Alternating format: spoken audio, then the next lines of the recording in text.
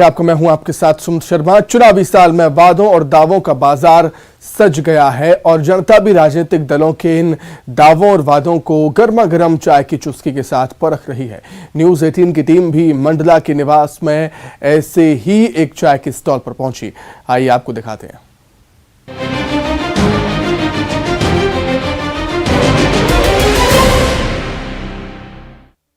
चाय चुस्की में हम मौजूद हैं मंडला जिले के निवास विधानसभा सीट पर। आप यहां देख सकते हैं कि चाय में किस तरीके से उबाल जो है चाय मार रही है, लेकिन क्या यहां पर राजनीतिक मुद्दे और स्थानीय मुद्दे भी उबाल मार रहे हैं। यहां पर हम लोग चाय पर चर्चा में लोगों से जानेंगे कि क्या है राय निवास के विधानसभा के लोगों की। सर, यहाँ चाय तो हम देख रहे हैं कि उबाल मार रही है, अब तो मुद्दे भी उबाल मार रहे होंगे क्योंकि चुनाव नज़दीक आ गया। क्या लग रहा है आपको कि इस बार क्या चर्चा यहाँ पर आम है? स्थानीय मुद्दों पे चुनाव होंगे। क्या मुद्दे हैं यहाँ पर? किन मुद्दों को लगता है कि इस बार सबसे ज़्यादा यहाँ पर शोर सुनाई देने वाला है? सबसे पहले पलायन, पानी, स्वास्थ्य, शिक्षा, ये तीनों मुद्दे पे होंगे। हर बार इन्हीं चुनावों को, इन्हीं मुद्दों को लेकर बेरोजगारी, यहाँ बहुत ज़्यादा बेरोजगारी है। लोगों के पास दुकान नहीं है, टपरा जमा के लोग अपनी दुकान संचालित कर रहे हैं। जिसको जहाँ जगह मिल रही है उधर टपरा जमा रहा है, पलायन कर रहे हैं लोग, बेरोजगारी तंग घूम रहे हैं। बहुत सारे मुद्दे हैं जिसमें प्रशासन और हमारे स्थानीय नेता ध्यान नहीं दे रहे हैं। ये सब मुद्दे रहेंगे। सर, हर बार बिजली, पानी, सड़क जैसे मुद्दे, हर बार चुनाव होता है बिजली, पानी, सड़क जैसे मुद्दे उठते हैं। इस बार भी वही रहेंगे या उनमें कुछ बदलाव आया, कुछ सुधार आया है लगता है? अभी तक तो कोई बदलाव ऐसा नहीं आया है 5 सालों में। शिक्षा को देखें, अस्पताल, किसी क्षेत्र में काम हुआ हो आपको लगता हो कि किसी क्षेत्र में तो हुआ होगा काम? निवास विधानसभा में तो नहीं। तो क्या लग रहा है आपको इस बार, क्योंकि हर बार यही मुद्दे होते हैं, कुछ बदलाव? यहाँ पर जितने भी प्रतिनिधि बने हैं, जैसे कुलस्ते जी हमारे 30-40 साल से सांसद हैं, मंत्री हैं, मगर यहाँ की जो मूल सुविधाएं हैं वो आज तक उपलब्ध नहीं करा पाए उनने। और रही बात यहाँ के जो प्रशासनिक कार्यालय हैं वो उठ के जा रहे हैं, रोकने वाला कोई नहीं है। इससे बेरोजगारी बढ़ रही है, लोग दुकान खोल के बैठे मगर बोहनी नहीं हो पाती लोगों की। तो बिल्कुल यहाँ पर और भी लोग हैं, हम उनसे जानेंगे। तो क्या इस बार चुनाव में नजर आने वाला है? चुनाव में बहुत सी स्थानीय व्यवस्थाएं हैं जो बहुत बेकार हैं। शिक्षा तो इतनी बेकार हो चुकी है जिसका कोई हिसाब नहीं है। शिक्षक है नहीं स्कूलों में, स्कूल में शिक्षक है नहीं है, व्यवस्था यहाँ की ठीक है नहीं है, पानी की व्यवस्था ठीक नहीं है, और भी बहुत सी ऐसी समस्याएं हैं। यहाँ पे स्थानीय रोजगार की व्यवस्था ठीक नहीं है, लोगों के पास में पैसे नहीं हैं। सर, हर बार यही मुद्दा होता है, बिजली, पानी, सड़क, रोजगार। कुछ सुधार आया है क्या? नहीं, अभी तक तो भैया कोई सुधार नहीं है। और हमारे यहाँ क्षेत्रीय श्री फग्गन सिंह कुलस्ते जी 35 साल से यहाँ पे सांसद हैं, मंत्री भी रहे हैं। इस बार क्या होगा? इस बार किन मुद्दों पर लड़ा जाएगा? अब यहाँ तो हर ही मुद्दा है, पलायन का मुद्दा है, बेरोजगारी का मुद्दा है, किसानी, आदिवासी, किसानों को भी कोई सुविधा नहीं है। यहाँ नहर बांध बन रहे हैं मगर बांध अधूरे पड़े हुए हैं, पानी की सुविधा है ही नहीं है। यहाँ पर लिफ्ट सिस्टम की घोषणा कर दी है मुख्यमंत्री जी, अभी तक कोई कार्यक्रम नहीं हुआ। सिविल अस्पताल में कोई यहाँ पे नर्मदा का पानी लाने की बात हो रही है। जी, नर्मदा जी का पानी लाने का लिफ्ट सिस्टम से चल रहा है। अभी मुख्यमंत्री जी आए, घोषणा करके चले गए, मगर अभी तक कोई पता नहीं चल रहा है कि लिफ्ट सिस्टम चालू हो रहा है कि नहीं हो रहा। बांध बन रहा है, यहाँ एक बांध बन रहा है, करौंदी बांध, 10 साल से अभी बन रही है, प्रोसेस में है। पानी पेयजल लगभग 25 ठेकेदार आके छोड़ के चले गए। अब ये वही बता सकते हैं कमीशन के लिए या कौन सी चीज़ के लिए, ये हम नहीं बता सकते हैं। अब ये तो वही लोग बता सकते हैं। तो सर, यहाँ पर और भी लोग हैं। सर, यहाँ पर तो कई तरह के मुद्दे हैं, बांध कई सालों से बन रहा है, लोग बता रहे हैं, और वो तो कब पूरा होगा लोगों को पता ही नहीं। देखिए, लगभग इस बांध को बनते कई दिन हो गए, लेकिन आज तक पूरा नहीं हुआ। बहुत सारे जनप्रतिनिधियों से इस बात को अवगत भी कराया गया कि आप इस समस्या को हल करें। शायद पानी की समस्या जो निवास नगर में है, आसपास है, ये करौंदी जलाशय से वो समस्या हल हो सकती है, लेकिन आज तक हमारे केंद्रीय मंत्री हैं, मैं जिला उसमें योजना समिति में भी सदस्य था, उसमें दिशा में, उसमें भी मैं अपनी बात रखा, वहाँ से भी प्रस्ताव रखा गया, लेकिन आज तक कुछ समस्या का समाधान नहीं हुआ। जब तक जलाशय नहीं बनेगा, करौंदी जलाशय, तब तक निवास नगर की समस्या, पेयजल की समस्या हल नहीं होगी। और साथ ही बहुत सारी समस्याएं हैं यहाँ पे। तो करौंदी जलाशय का यहाँ पर मामला है जिसको लेकर चाय पर चर्चा यहाँ पर लोग करते हुए नज़र आते हैं। लोगों को इंतज़ार अब इस बात का है कि विधानसभा के चुनाव जब आएंगे तब वो अपना फैसला सुनाएगी और फैसला उसके पक्ष में होगा जो यहाँ की समस्याओं का समाधान करने का सिर्फ वायदा नहीं, उसे पूरा करने का भी काम करेगा।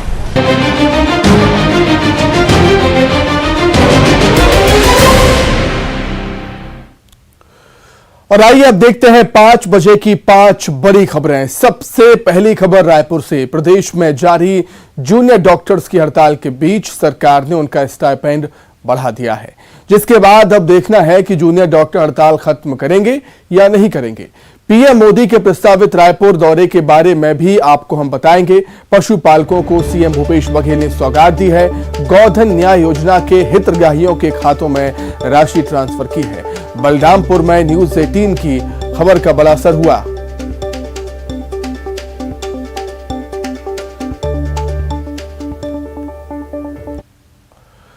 छत्तीसगढ़ में स्टाइपेंड बढ़ाने की मांग को लेकर जूनियर डॉक्टर हड़ताल पर हैं। इस बीच प्रदेश की सरकार ने बड़ा फैसला लिया है। सरकार ने जूनियर डॉक्टर का स्टाइपेंड बढ़ा दिया है। सीएम भूपेश बघेल ने ट्वीट कर इस बात की जानकारी दी है। प्रदेश में पीजी प्रथम वर्ष के छात्रों का स्टाइपेंड 53,550 से बढ़ाकर 67,500 प्रति माह कर दिया है, जबकि पीजी द्वितीय वर्ष के छात्रों का स्टाइपेंड 56,700 से बढ़ाकर 71,450 प्रति माह कर दिया है और पीजी तृतीय वर्ष के छात्रों का स्टाइपेंड 59,200 से बढ़ाकर 74,600 प्रति माह कर दिया गया है।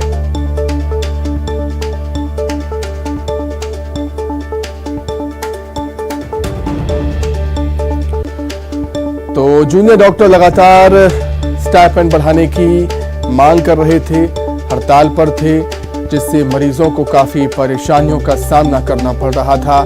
अब सरकार ने बड़ा फैसला लिया है। जूनियर डॉक्टर के स्टाइपेंड को लेकर उनका स्टाइपेंड बढ़ा दिया है। प्रथम, द्वितीय, तृतीय और चतुर्थ वर्ष के जूनियर डॉक्टर्स का स्टाइपेंड बढ़ाया गया है। लेकिन अब देखने वाली बात होगी कि इस फैसले के बाद क्या जूडा अपनी हड़ताल खत्म करेंगे। आगे बढ़ेंगे। पीएम मोदी एक बार फिर छत्तीसगढ़ के दौरे पर आ सकते हैं। पीएम मोदी का रायगढ़ दौरा प्रस्तावित है। प्रधानमंत्री 17 अगस्त को रायगढ़ आ सकते हैं। पीएम मोदी की दौरे की तैयारियां जारी हैं। प्रदेश बीजेपी प्रभारी ओम माथुर ने रायगढ़ पहुंचकर तैयारियों का जायजा लिया।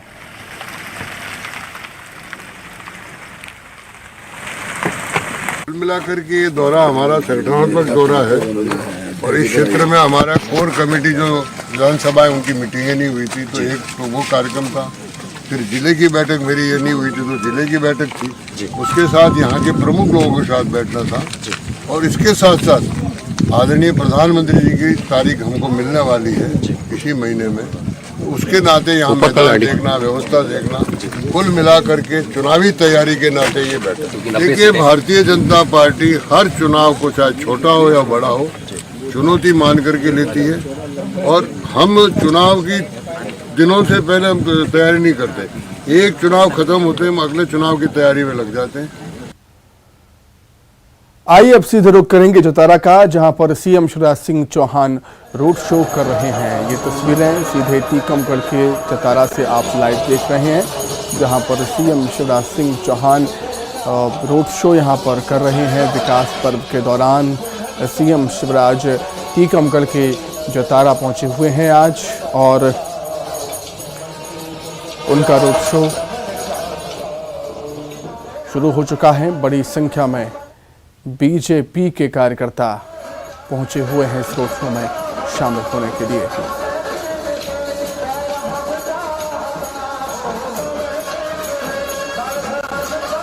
तो इसके पहले लाडली बहना सम्मेलन में शामिल हुए थे सीएम शिवराज, अब रोड शो कर रहे हैं। ये तस्वीरें, घरों से लोग सीएम शिवराज के रोड शो पर फूलों की बारिश करते हुए उनका स्वागत भी कर रहे हैं और जनता का अभिनंदन स्वीकार कर रहे हैं सीएम शिवराज।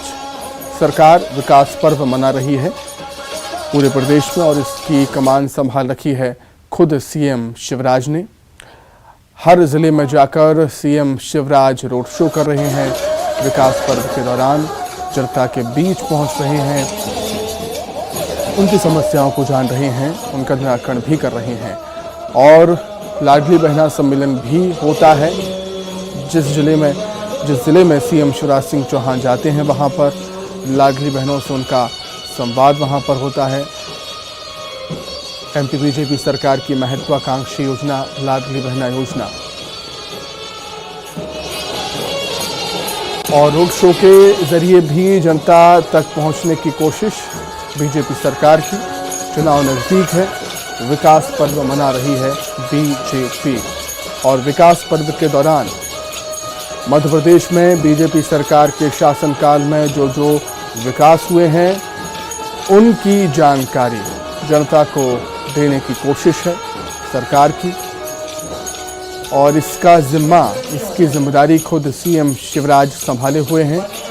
मध्य प्रदेश के हर जिले में रोड शो सीएम शिवराज करेंगे। आज बारी है टीकमगढ़ की जतारा की और बड़ी संख्या में समर्थक बीजेपी कार्यकर्ता आपको नजर आ रहे हैं।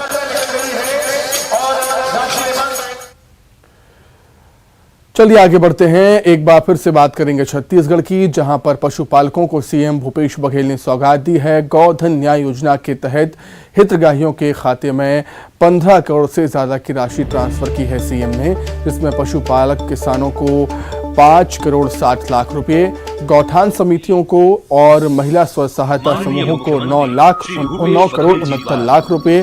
वहीं गोधन न्याय योजना के तहत अब तक 541 करोड़ 66 लाख रुपए का भुगतान सरकार कर चुकी है।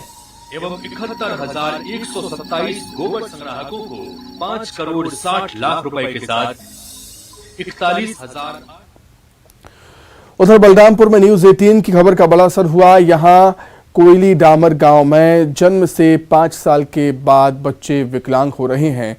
इस मामले को न्यूज 18 ने प्रमुखता से उठाया और दिखाया भी, जिसके बाद स्वास्थ्य विभाग की टीम हरकत में आई और स्वास्थ्य विभाग की टीम दिव्यांग बच्चों का हेल्थ चेकअप करने के लिए वहां पर पहुंची।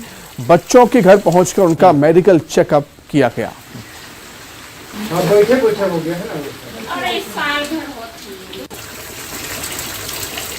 हमारे साथ अभी सिविल सर्जन है, उनसे जानेंगे कि उन बच्चों में किस तरह की समस्या पाई गई है और किस तरह के आगे के उनके वो रहेंगे।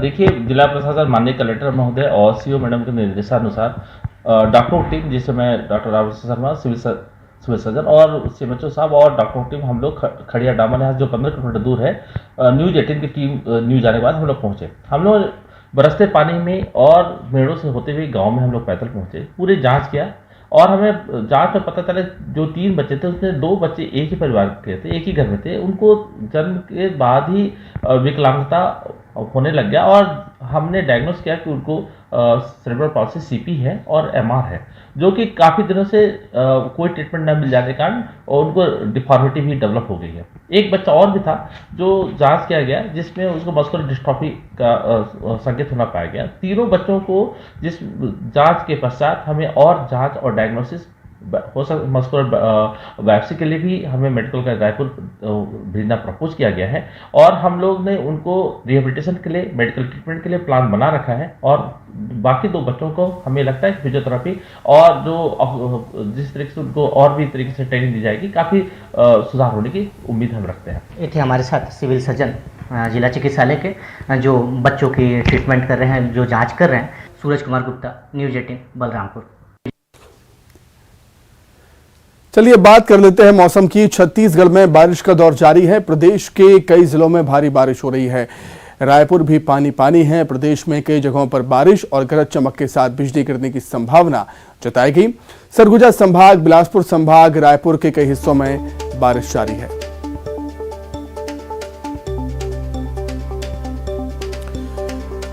तो छत्तीसगढ़ में लगातार झमाझम बारिश का दौर जारी है। कई जिलों में अति भारी बारिश हो रही है और कई जिलों में मौसम विभाग ने आने वाले समय में बारिश की संभावना भी जताई है। नदी नाले उफान पर हैं और निचले इलाकों में ज़्यादातर परेशानी लोगों को हो रही है। कई गांव ऐसे हैं जो जलमग्न हो चुके हैं, कई गांव ऐसे हैं जिनका जिला मुख्यालय से संपर्क टूट चुका है। पुल पुलिया के ऊपर से पानी बह रहा है, जिससे आवागमन बाधित हो गया है।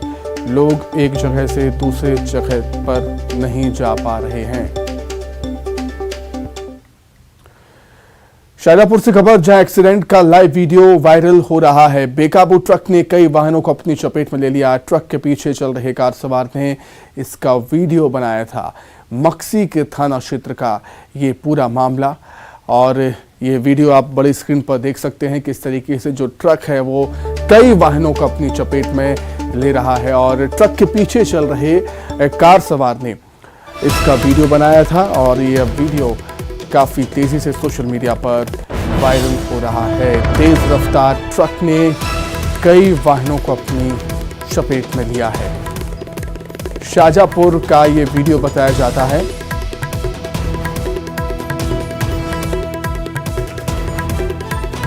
तेज रफ्तार ट्रक कई वाहनों को टक्कर मारते हुए आपको नजर आ रहा होगा, और खुद भी ये ट्रक दुर्घटनाग्रस्त हो जाता है। ये तस्वीरें, कई वाहनों को इसने जबरदस्त टक्कर मारी। ट्रक के पीछे चल रहे कार सवार ने इसका वीडियो बनाया।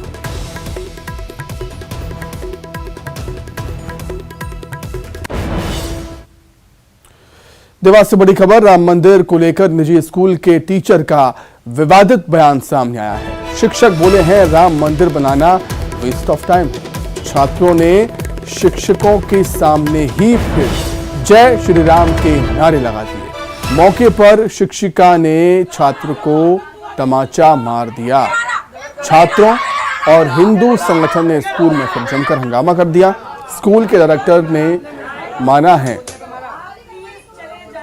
कि पढ़ाने का तरीका गलत है। 2 टीचर्स पर कार्रवाई की।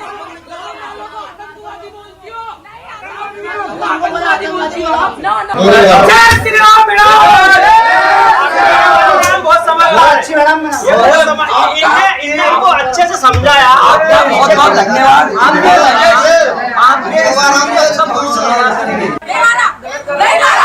किंग जॉर्ज हाई क्या हुआ था वहाँ पर? वहाँ पे कल सुधांशु सर है हमारे SST के, उन्होंने बोला था कि राम मंदिर को बनवाना ओनली वेस्ट ऑफ मनी है। ये जो जितने भी गवर्नमेंट लोग हैं ये सारे रिश्वत लेते हैं, और रिश्वत लेते हैं अपने ही पैसा फालतू चीजों में यूज करते हैं। मंदिर बनाना फालतू है, और ये पैसे को गरीबों में बांटो। ज्यादा से ज्यादा चर्च बनवाओ, चर्च बनवाओ और चर्च के अंदर जाकर पढ़ाई करो। जिसको लेकर के एक संस्था के लोग वहाँ पर गए थे विरोध दर्ज कराने। अभी वो थाने पर उन्होंने एक एप्लीकेशन दी है। हम समस्त तथ्यों की जांच करा रहे हैं। अगर यदि इसमें कोई अपराध घटित होना पाया जाएगा तो निश्चित तौर पर कार्रवाई की जाएगी। स्कूलों का मैटर इन सब चीजों से अलग होना चाहिए। हाँ, बाकी जो धर्म है वो तो इंसान पैदा हुआ तो धर्म तो उसके साथ ही लेकर पैदा हुआ है, तो वो तो उसका पालन तो करेगा। तो क्रिश्चियन का कोई लेना देना नहीं, किसी भी धर्म का कोई स्कूल नहीं होता। स्कूल है तो आप बच्चों को शिक्षा दे रहे हो, अच्छी शिक्षा दो, अच्छा ज्ञान दो, इंसान बनने का ज्ञान दो। ये कौन सा तरीका? ये तरीका गलत है। यानी आप किसी को राम बोलने पे, किसी को अल्लाह बोलने पे, किसी को चर्च जाने पे किसी को आप रोक नहीं सकते। सबको अपने धर्म का पालन करने दो, पर एक अच्छा इंसान बनो। केंद्रीय मंत्री प्रहलाद सिंह पटेल ने फिर से दमोह पुलिस की सेवाएं और सुरक्षा लेने की मंजूरी दे दी है। एसपी दमोह सुनील तिवारी ने इसकी जानकारी दी। पुलिस अधीक्षक ने कहा कि उनके आग्रह को मानते हुए मंत्री जी ने सुरक्षा लेने की बात कही है। दरअसल जल शक्ति राज्य मंत्री प्रहलाद सिंह पटेल ने दमोह पुलिस की कार्रवाई से खफा होकर पुलिस की सुरक्षा और सेवाएं लेने से मना कर दिया था। दमोह के पुलिस अधीक्षक के बदले जाने के बाद मंत्री जी ने पुलिस की सुरक्षा लेना स्वीकार किया है।